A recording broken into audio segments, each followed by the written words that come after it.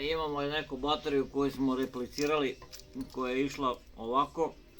Bila je prava, sad sam ja to iskucao ovako i sad ću ja morati da je otvorim. Kako ja nju kopiram? Prvo mi je išao ovdje plus, gdje mi je ovdje plus, ali s ove strane. Znači idem plus, savijam ga, sve to savijam, izravnavam kako je bilo. Ona jeste u dužini pa je onda sad presavijam ovako. Tako bi trebalo da bude. I onda imamo jednu traku koja na njih razdvaja.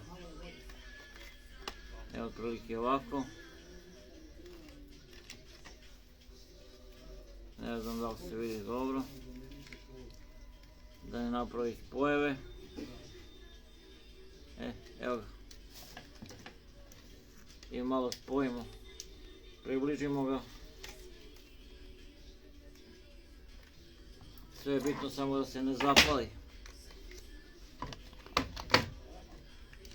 Sve je bitno samo da bude spojeno i da se ne zapali. To je cijela tehnologija u tim baterijama.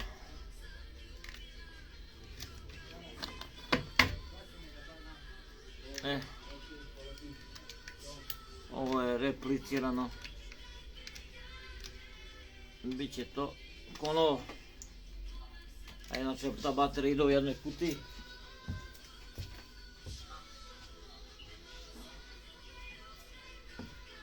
To će biti ova kutija ovdje.